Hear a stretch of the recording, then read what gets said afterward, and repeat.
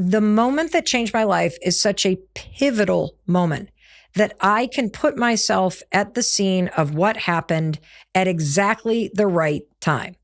So it's 3 years later. I have been living with these things, and I've been starting to think in the back of my mind, I have to do something about this. My keynote speaking career is taking off, which means I'm seeing more and more photos of myself on stage, and I'm seeing myself covered up, and I'm seeing how I look, and I'm going, that doesn't look like me. Have you ever had those periods of your life where you think you look a certain way and then you see a photo of yourself and you're like, oh God, like that's what I look like? For real? Whoa. Okay, now.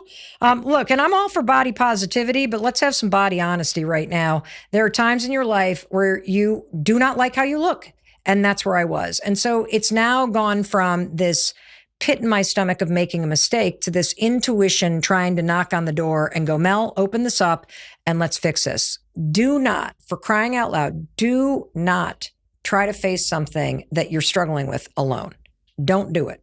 There is always somebody that you can talk to. And so that brings me to the part of the story where I've now been living with these things for 3 years. I'm filled with shame. I hate them. I freaking hate the implants more than I hated the skin socks that were hanging off me. So what changed? It's a great question. And this was such a pivotal life moment for me that I remember exactly where I was. I remember exactly what I was wearing and exactly what happened. So I'm getting off a plane. I've flown into Las Vegas because I'm giving a speech there the next day at this huge conference. And it was a JetBlue flight. I get off and I'm walking down the hallway to go down the escalator to the baggage claim.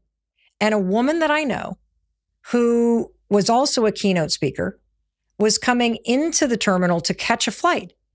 And she yelled to me, and I love her so much. She's been a huge inspiration of mine, particularly in the keynote speaking business. And we hug and we quickly catch up. And then I'm like, where are you going? She said, I'm going to Cleveland to go see this doctor. And then she drops this bomb on me. She says, I've been talking about my brain fog and how I've been losing hair. And my mom died of cancer. Well, that made me start to look into my breast implants. And Mel, I've learned that my breast implants are making me sick. My breast implants are the reason my hair is falling out. It's the reason why my hands are numb. It's the reason why I have all this brain fog. And now that my mom is gone, there is no way that I am going to take a chance and leave these things in my body. And so she said she had tracked down the leading surgeon on breast implant illness and explant surgery. I'd never even heard the word explant. I'm like, there's a name for the surgery for getting these things out of you? That's cool. And so she said, here's what I'm going to do. I'm going to send you a link to this doctor so you can learn more about her practice and why she's doing this.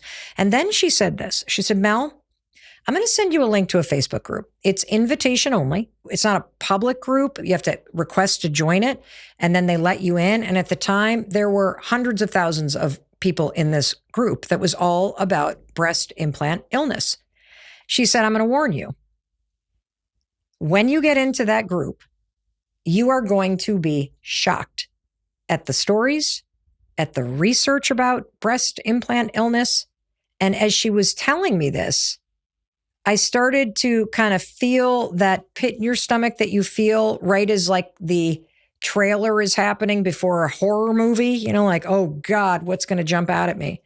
So I get to the hotel, I crack open my laptop, I request to join the group, and I get let in. I spent the next 5 hours mainlining everything in that Facebook group. I had no idea that breast implants can make you sick. And the amount of research that's been done on this is shocking. I can't believe more people aren't talking about this, that breast implants can cause autoimmune issues, circulatory problems, issues related to focus, can make your hair fall out. It can cause all kinds of things. I was completely naive and unaware of all of this. And I'm going to confess something to you. As I was sitting there reading all of this, I kept thinking, you're a total freaking moron, Mel. Like, you didn't even look into this before you got your breast implants. Sure, when I picked out the gummy bear implants, I got handed a little pamphlet that probably had warning language on it that was printed in size like 0.00 font. And the truth is, when you get yourself all excited about something, you don't look at the warnings anyway. You think you're the exception. So did I. That's why when your friends warn you, I don't like that person, I think I'd stay away from that person, you go on the date anyway because you think you're the exception. And so I'm sitting here looking at all of this and I'm jaw on floor. And now, of course, I'm feeling like I have an alien in my body and I need to get this out of my body like now. Okay. And I want to share with you a 2021 study of breast implant illness that was published by the National Library of Medicine. There were 182 respondents in this study. 97% of the respondents to the study report that implants have negatively affected their health. 95% identify with the symptoms of breast implant illness. 96% of respondents had implants placed in for cosmetic reasons. And the most common symptoms that are associated with breast implant illness are brain fog, fatigue, joint pain, and hair loss. 60% of respondents learned about breast implant illness from a friend or a family member or social media platforms, not from their doctors. No warning about the adverse side effects of putting a plastic implant in your body. And you want to get this? 40% of the respondents in the survey had had their implants removed. And after they were removed, 97% of people reported relief of all of the symptoms. And that was my experience too, but I'm jumping ahead of the story. So I had almost all the symptoms. And the symptoms that I had, fatigue, joint pain, brain fog. I also had dry eyes. I would break out in these rashes like around my chest. I had trouble concentrating, memory loss. I had thinning hair. I felt depressed. I mean, all of it, not to mention anxiety. And I'm going to tell you what I did next, but there's a really important point here. For 3 years, my intuition and my body had been going, nope. For 3 years, I had known that it was a mistake. I had known that they didn't feel right. You just know when something doesn't feel right and you're like trying to force it, whether it's a relationship or a financial purchase or, doing something like I did to my body that I then regretted. And there was something about seeing this Facebook group that allowed me to finally hear the truth of my intuition, what it had been saying to me all along. And I'm telling you right now, if there is something that you regret or a decision that you're struggling with, your intuition is knocking on the door. You got to open it. Like, you don't have to manage things. What if you made them better? Because you're a really smart person, and so am I. But if you get upstairs in your head and you start overthinking and spiraling and all this stuff, you're never going to see that you can always make a situation better through the way that you think or what you do next. All this information was out there. I could have tuned into my intuition earlier, and I could have started to look into breast implants and removal, and I would have learned all this a lot sooner. And I'm telling you this because I guarantee you, if you're struggling with something or you regret something or you made a huge mistake, the issue isn't your ability to make things better. The issue is how much time you're spending with regret, which is keeping you trapped in this mistake because you actually hate the decision that you made. And 99% of decisions in life can be reversed. I'll say that again. 99% of decisions in life can be reversed. And everything that you do that you regret, you can apologize for it to yourself or another person. You can learn from it. You can do better if you learn from it. Something's only a problem if you keep repeating the pattern. But if you make a mistake and you learn from it, that's called wisdom. And here's the coolest thing that I discovered. The second that I started talking about it, I'd talk about it to anybody. Like I now that I'm in fix it mode, I don't have shame anymore because now I'm in solution mode. When you stay alone in your head about the one night stand, now you're getting screened for venereal disease, or you spent too much money on something and you can't buy groceries for a month and you feel really stupid about your shopping addiction. When you keep that stuff silent, you are going to stay stuck. The second you start researching and talking and going, this is something I'm not going to live with, I'm going to figure out how to make it better. It is amazing how the world just sends the right people into your orbit. Because what then happened is, after that speech in Vegas, I then flew to San Diego where I had another speech. And my dear friend Jody, who has been my friend since elementary school, and all it takes is a friend from elementary school. They just drop the truth bombs on you, right? So we're sharing a hotel room in San Diego. That's our thing. We get a room with 2 queen beds, and then it's like a girls' getaway, and we anchor it around the speeches that I'm giving, and we have so much fun. And so we're standing in the bathroom in the hotel. Yet again, I'm brushing my teeth with my underwear on, standing next to my elementary school best friend, and Jody looks at me in the mirror, and she points at my chest in the mirror and goes, "That doesn't look right." I'm like, "What do you mean?"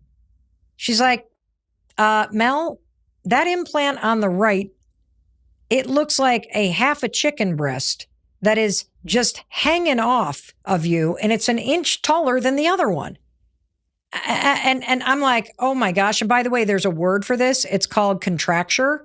Basically, the scar tissue that encapsulated the implant had grown so hard, it was not only pushing against my nerves, it was literally pulling the implant up in my body. And that's why I felt all the numbness and pressure. And so as Jody's like, "It shouldn't look like that. That does not look right. That's not good work. I've seen good work, and that's not good work, Mel." And I'm like, great. Okay. I mean, just leave it to an elementary school friend to just drop a bomb like that on you. And thank God she did, because it was just more and more evidence aligning with what my intuition had been telling me ever since I had woken up from that surgery, which is these things need to get out of your body. And here's the thing that I'm going to warn you. I hadn't even gotten the bad news yet. So I reached out to Dr. Lu Jean Fang, who has an entire clinic in Cleveland. She has dedicated her career to explant surgeries. She is one of the world's leading experts on the topic of breast implant illness. In fact, she has conducted multiple studies, and she is leading the charge on doing research to try to get explant surgery covered by insurance, because it's not. And so I call them up. I explained that I had bumped into the friend. They put me on a year-long wait list for explant surgery, and I was told that I need to pull my medical records. This is where the story takes a scary turn. So I call my original surgeon, who I wanted to kill for doing such a horrendous job in the first place. And it took a few days for them to get the medical records, because they didn't have the medical records at the doctor. They had them at the hospital where I got the surgery. And I get the records back. I send them to Dr. Fang's clinic in Cleveland. And almost immediately, I get a phone call from them. And they tell me, "Mel, holy cow, your breast implants were recalled over a year ago, because they have established a link between that particular breast implant that you had in your body to a rare form of lymphoma that is caused by those breast implants." So I'm now finding out from the explant surgeon, not the person that put them in me, but from the person who's going to take them out, that my implants were recalled over a year ago. They're not even sold anymore. Why? And because I know you're going to ask, I had the Allergen BioCell textured implants. 84% of people with this type of rare cancer have the exact same implants. There's now a class action lawsuit. I was so angry because they had been off the market for over a freaking year, and I never got a single notification from the doctor who put them in me. Dr. Fang's team then expedited the surgery. I now have a surgery date, and I have the perfect surgeon. There is no doubt in my mind that she is going to do an incredible job. I cannot wait to get these things out of my body. I have about a month before the surgery is going to happen. And what I'm now dealing with, which you're going to deal with when you really face something that you regret and try to make a situation better, is this spiraling of the negative thoughts. I still had all these negative thoughts that were haunting me. Like, first of all, I had spent so much money on the first surgery, and now I was about to spend twice as much money to get them removed because it's not covered by insurance. And here's the thing that really kills me. You want to know something crazy about the freaking breast implant industry? When the breast implants got pulled from the market, do you think Allergan was covering people's surgeries? No. You want to know what they were willing to cover? A new set of implants with a pair that was not recalled. I mean, give me a freaking break. So I'm angry about that. And I know that this is something that so many people in a similar situation also deal with. I mean, I couldn't stop thinking, what if this looks horrible afterwards? And I remember after the surgery, I have a really good friend that had a double mastectomy and had just had implants put in. And she was saying to herself, here I've gone through cancer and I already feel so beaten up. And the implants that they put in are safe. They make me feel better. And besides, if I then take them out after cancer, like it's going to look terrible. And so I'm saying this because if this is what you're thinking, it is completely common. And all I can say, and it's what I said to myself, is you have to trust your intuition. Nobody can give you the right decision for your body. Only you know what is right for your body. Only you know what the right medical call is for your health. And you have to, in these situations, tune out all the fear and tune out all the recommendations and just take in everything and then tune into yourself. And I just kept telling myself, I know this is the right decision. I know it's going to be okay. I trust this surgeon. And I also know, and I'm going to remind you of this too, that no matter what happens, you're not going to go through it alone. Especially now that you're telling people about it. You're not going to go through it alone. No matter what happens, you're not going to go through it alone. So fast forward, I get to Cleveland. I have the surgery. It was a massive procedure. And by massive, I mean, it was like a 6-hour-long procedure because when they open you up, it's not just pop those puppies out. That's not what they're doing. When they open you up, she not only has to take out the implant, but the real danger, particularly given that I had the implants that were recalled, is she had to pick out every tiny piece of scar tissue that had encapsulated itself around that implant. She also discovered when she got in there that freaking surgeon had cut my pectoral muscle, like right in half. So I had to have like another 147 stitches in order to stitch that sucker back up. And if you're wondering, when she took them out, she then did an extensive lift with the skin that was still there, which also then proved to me that first surgeon was freaking lying. Of course you can do a lift, but an implant is much easier and it does the work for you. And you probably make a little bit more money because you got a product in there. And I know I'm sounding cynical, but the whole thing made me so angry. But the surgery was a huge success. A huge shout out to Dr. Fang and her entire clinic. She is a complete artist. I now have baseball size, all natural boobs. They look perky like they were in high school. I could not be more thrilled to have this foreign object out of my body and to have my health restored. Now, couple things. My personal experience, the second those things were out of me, I felt 100 times better. Within a week, the tingling disappeared. Within several months, I could not believe that I had lived so long with my lung capacity constrained, with the numbness, with the fog in my head. It was unbelievably liberating, which is another important point because nothing feels better than trusting your own intuition. Nothing feels better than when you find the courage to admit to yourself, I made a mistake and I'm going to do what I need to do to make things better. And the thing is, though, I'm not out of the dark. I still have to manage the fear that I have about these implants. and this connection to this rare form of cancer. In fact, every 6 months, I get a mammogram and an ultrasound just to make sure that nothing new has developed. And I'm proud to tell you that after several years, it's been 3 years of these 6 months appointments, this last one that I did with the team at Mass General, I got the all clear to be able to go back to an annual breast cancer screening. Whew.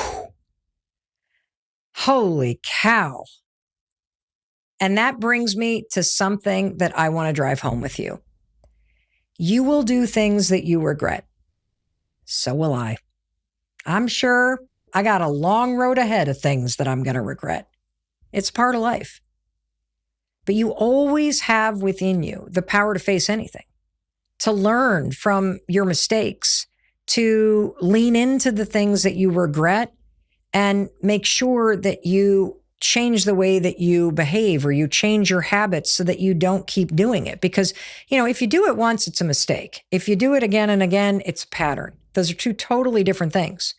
And, one of the takeaways for me from this whole experience is do your homework, Mel. It sounds dumb that I'm giving myself that advice, but I just got so locked on to fixing what was a problem with my body that I didn't give the decision the space and the consideration that it needed.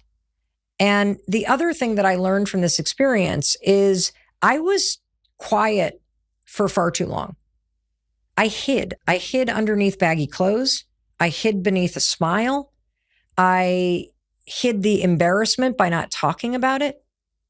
And the reason why I was quiet and the reason why I hid it is because of the shame and the regret. And if that's what you're doing right now, you have to tell someone. I hope this story is going to inspire you to pick up the phone and tell someone about the thing that you're struggling with, or tell someone about the thing that you did that you regret. Oh my gosh, I've never told you this story. The one about how I got breast implants and then everything went horribly wrong. It was like a 4-year ordeal. In life, you're going to make decisions you regret. I know I certainly have. And the second I got those implants, I knew I had made a huge mistake. Maybe you've been there too.